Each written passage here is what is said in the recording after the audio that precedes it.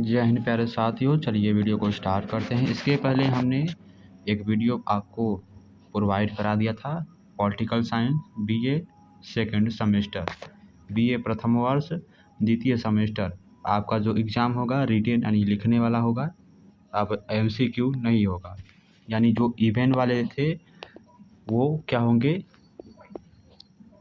जो इवेंट वाले नंबर थे यानी कि 2, 4, 6 सेमेस्टर की जो परीक्षाएं हैं वो एमसीक्यू में होती थी, तो वो परीक्षाएं अब रिटेन होगा।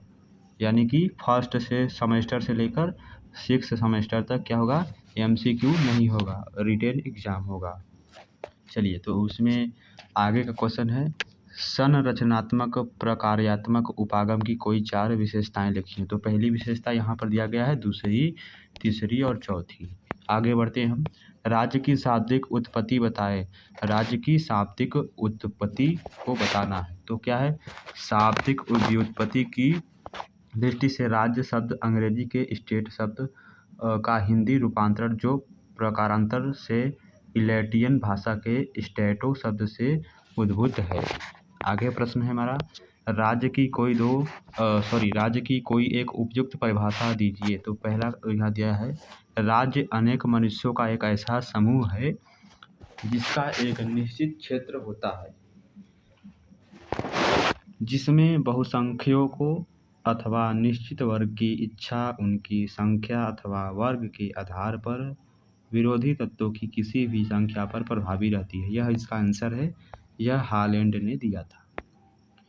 आगे प्रश्न हमारा दिया गया है, यह अति लघुत्तरीय प्रश्न है, very short answer question. Laski ने राज्य को किस प्रकार परिभाषित किया। तो राज्य सरकार और प्रजा में विभाजित एक प्रादेशिक समाज है जो अपने निर्धारित भौतिक के क्षेत्र के अंतर्गत सभी संस्थाओं पर सर्वोच्चता का दावा करता है।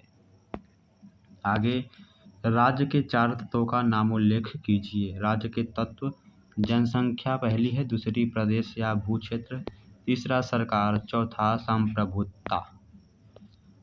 बी नंबर, राज्य के 4 कार्य लिखिए। सार्वजनिक हित, कानून व्यवस्था रखना, सामाजिक सेवा, उचित न्याय का प्रबंध करना। आगे प्रश्न है, राज्य की उत्पत्ति के 4 सिद्धांत लिखिए। सामाजिक समझौते का सिद्धांत, ऐतिहासिक या विकासवादी सिद्धांत, दैवी सिद्धांत, मार्क्सवादी सिद्धांत। नेक्स्ट प्रश्न है, सामाजिक समझौते के सिद्धांत के समर्थक विद्वानों के नाम लिखिए। हाब्स, लॉक एवं रूसो थे। नेक्स्ट क्वेश्चन है, सामान्य इच्छा का सिद्धांत किसने प्रस्तुत किया। रूसो ने प्रस्तुत किया। आगे प्रश्न है, टू टीज ऑन गवर्नमेंट किसकी रचना है। रूसो की रचना है। सामाजिक समझौते के सिद्धांत की 4 आलोचनाएं लिखिए। पहला है काल्पनिक सिद्धांत, दूसरा है अतार्किक तथा अंत विरोधी सिद्धांत, तीसरा है इतिहास का वर्गीकरण अनुचित, चौथा है वैज्ञानिक तथ्यों की उपेक्षा। और यहाँ पर दिया गया है, लोक कल्याणकारी राज्य से आप क्या समझते हैं, इसका उत्तर यहाँ तक दिया गया है, इसको लिखिएगा। लोक कल्याणकारी राज्य को परिभाषित कीजिए। इसको डॉक्टर इब्राहम लिंकन ने लिखा था। T.W. केंट के अनुसार लोक कल्याणकारी राज्य की परिभाषा यहाँ पर दिया गया है। चलिए आगे बढ़ते हैं। आगे यहाँ पर देखिए दिया है, लोक कल्याणकारी राज्य के प्रत्येक के 4 प्रेरक तत्व लिखिए। यहाँ पर दिया पहला, दूसरा, तीसरा, चौथा। आगे बढ़ते हैं हम।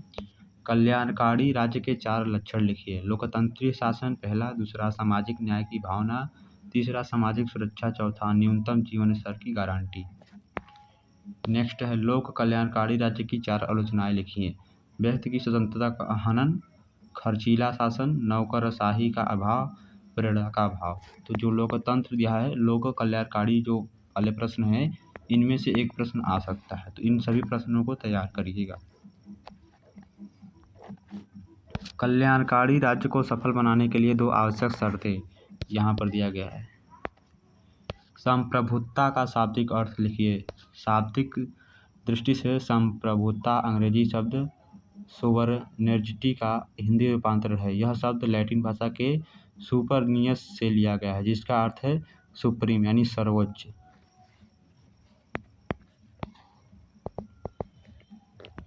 संप्रभुता को परिभाषित कीजिए। इसको बोंदा ने लिखा था। जॉन ऑस्टिन के संप्रभुता को किस प्रकार परिभाषित किया है, यानी विभिन्न वैज्ञानिकों के अनुसार यहाँ पर परिभाषा भी दिया गया है संप्रभुता का। आगे प्रश्न हमारा दिया गया है, संप्रभुता के 2 लक्षण लिखिए। यहाँ पर कोई 2 पहली लक्षण क्या है, सर्वव्यापकता, दूसरी है अविभाज्यता। नेक्स्ट है संप्रभुता के 4 प्रकार लिखिए। पहला यहाँ पर औपचारिक तथा वास्तविक संप्रभुता, दूसरा है विदित और यथार्थ संप्रभुता, तीसरा है वैधानिक तथा राजनैतिक संप्रभुता, चौथा है लोक प्रभुसत्ता। कानून तथा राजनीतिक संप्रभुता में एक अंतर लिखिए। कानूनी संप्रभुता कानून का निर्माण करने वाली होती है, किंतु राजनीतिक संप्रभुता कानून बनाने व नियम पर प्रभाव डालती है। चलिए ये 2 प्रश्न जो है आप देखिएगा। चलिए आगे प्रश्न दिया है, कानून का शाब्दिक अर्थ लिखिए। तो कानून का अंग्रेजी पर्यायवाची शब्द क्या है, ला, यानी ला का मतलब एक तरह से नियम भी होता है। तो कानून का अंग्रेजी पर्यायवाची ला है, जो लोक शब्द से बना है। लोक का अर्थ है निश्चित या स्थिर। इस प्रकार शाब्दिक दृष्टि से कानून स्थिर या निश्चित नियम है। दूसरा, प्लेटो ने कानून की क्या परिभाषा दी है। कानून व्यवहारिक विद्वता तथा प्राचीन अनुभवों के अंगीकृत करता है। दिया है। नेक्स्ट प्रश्न है कि कानून की कोई एक उपयुक्त परिभाषा दीजिए। यह आइंस्टीन के अनुसार है, संप्रभु का आदेश ही कानून है। कानून के 2 तत्व कौन कौन से हैं, तथ्य या लक्षण। कानून के लिए एक नागरिक समाज का अस्तित्व आवश्यक है। कानून का उद्देश्य सार्वजनिक हित होता है। आगे प्रश्न दिया गया है, कानून के 4 सिद्धांत लिखिए। तो पहला है विश्लेषणात्मक सिद्धांत, दूसरा है ऐतिहासिक सिद्धांत, तीसरा है समाजशास्त्रीय दृष्टिकोण, चौथा है दार्शनिक दृष्टिकोण। कानून के 4 स्रोत लिखिए। रीति रिवाज, धर्म तथा धार्मिक सिद्धांत, तीसरा न्यायालय का निर्णय, चौथा है व्यवस्थापिका। नेक्स्ट प्रश्न है हमारा, कानून के 4 उद्देश्य लिखिए। तो पहला उद्देश्य, दूसरा, तीसरा, चौथा यहाँ पर दिया गया है। कानून का वर्गीकरण कीजिए। पहला वर्गीकरण, दूसरा है, तीसरा, चौथा, पांचवा, छठवां, यानी 6 वर्गीकरण हैं कानून के। दिया है। अच्छे कानून के 4 लक्षण लिखिए। तो सर्वव्यापकता, अधिकारों का रक्षक, जनमत का प्रतिनिधित्व, स्थायित्व। संवैधानिक कानून क्या है, यह प्रश्न आ सकते हैं यहाँ पे एग्जाम में। नेक्स्ट है स्वतंत्रता शब्द की शाब्दिक व्याख्या कीजिए। तो स्वतंत्रता का अंग्रेजी शब्द लिबर्टी यानी लैटिन के लीबर से बना है। लीबर का अर्थ बंधनों का अभाव यानी कमी। लास्की ने स्वतंत्रता की क्या परिभाषा दी है। स्वतंत्रता का अर्थ उस वातावरण की स्थापना है जिसमें मनुष्य को अपने पूर्ण विकास के लिए अवसर प्राप्त होते हैं। दूसरा है स्वतंत्रता की कोई उपयुक्त परिभाषा दीजिए। स्वतंत्रता उन कार्यों को करने का अधिकार है जिनकी स्वीकृति कानून देता है। यह परिभाषा किसने दिया है, मॉन्टेस्क्यू ने दिया है। स्वतंत्रता के 4 प्रकार लिखिए। यहाँ पर दिया गया है, प्राकृतिक स्वतंत्रता, व्यक्तिगत स्वतंत्रता, नागरिक स्वतंत्रता, धार्मिक स्वतंत्रता। यहाँ पर लास्की ने समानता को किस प्रकार परिभाषित किया है, देखिए यहाँ पर दिया गया है।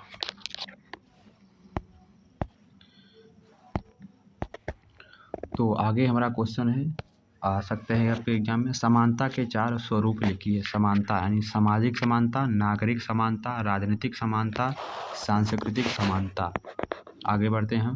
स्वतंत्रता और समानता के संबंध में स्वतंत्रता और समानता के संबंध में हर्बर्ट डीन के क्या विचार थे। राजनीतिक स्वतंत्रता का क्या अर्थ है, यहाँ पर दिया गया है। इसका अर्थ है राज्य की शासन व्यवस्था को चलाने का अधिकार। इसके आगे आपको लिखना है। नेक्स्ट प्रश्न है, न्याय का शाब्दिक अर्थ क्या है। तो इम्पोर्टेंट प्रश्न है, न्याय का शाब्दिक अर्थ क्या है। राजनीतिक विज्ञान में न्याय का अंग्रेजी रूपांतर जस्टिस है। क्या है, पॉलिटिकल साइंस के किताब में या पॉलिटिकल साइंस के न्याय का अंग्रेजी रूपांतर जस्टिस है। राजनीतिक विज्ञान के क्षेत्र में न्याय का अंग्रेजी रूपांतर जस्टिस है। इस शब्द की उत्पत्ति यानी व्युत्पत्ति लैटिन शब्द जस से हुई थी। न्याय की कोई एक उपयुक्त परिभाषा दीजिए। न्याय प्रत्येक व्यक्ति को उसके अधिकार के दिए जाने की निश्चित व सनातन इच्छा है। यह एक्विनास ने दिया था।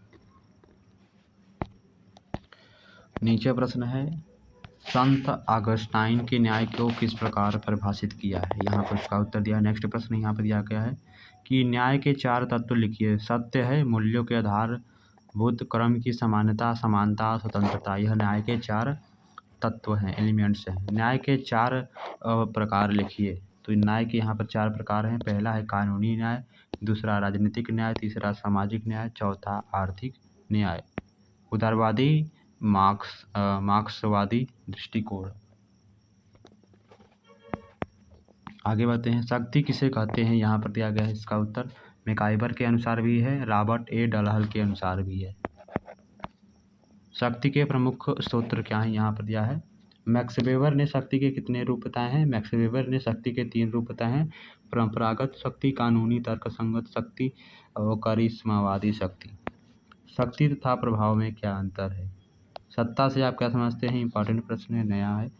सामाजिक विज्ञानों के विश्लेषण में सत्ता को परिभाषित करते हुए लिखा है कि सत्ता क्या है। सत्ता यहाँ बहुत है, जन्मजात अथवा प्राप्त हुई है। यहाँ पर देख सकते हैं बहुत सारे प्रश्न हैं। इन प्रश्नों को आप देखिए, तैयार कीजिए।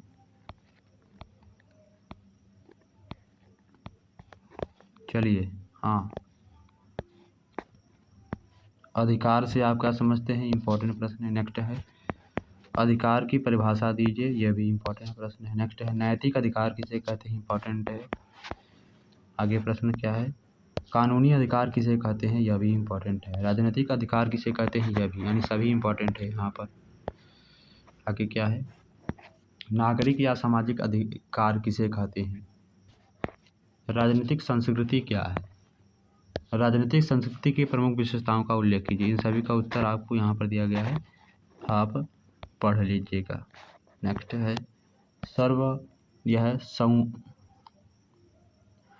सर्वांग समता के आधार पर राजनीतिक शक्ति की कितने प्रकार होती है। 3 प्रकार होती है। संकुचित प्रभाव दिया है, प्रजाभावी और सहभागी। चलिए आगे बढ़ते हैं। आगे यहाँ पर देखिए, राजनीतिक सहभागिता क्या है। राजनीतिक सहभागिता के साधन क्या है। राजनीतिक सहभागिता के प्रमुख प्रकार बताइए। यहाँ पर दिया गया आदर्शवाद क्या है, इंपॉर्टेंट प्रश्न।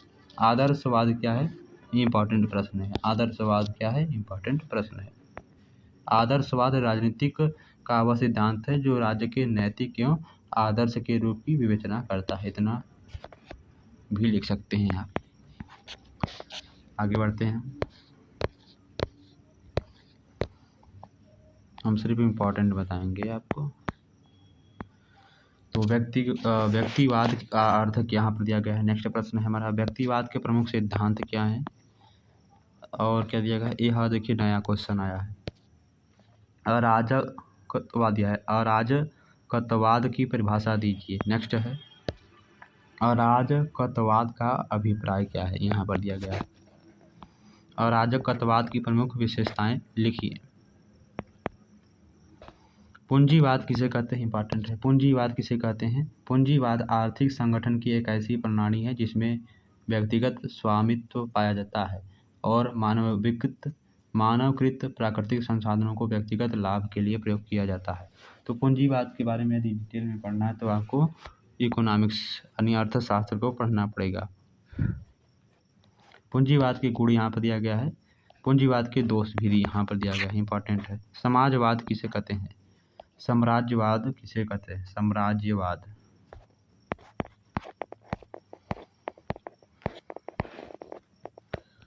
यहाँ पर दिया गया है। उपनिवेशवाद किसे कहते हैं, इंपॉर्टेंट है। राष्ट्रीय जागृति का क्या अर्थ है। राष्ट्रीय जागृति का अर्थ राष्ट्रीयता की भावना के जागरण से है।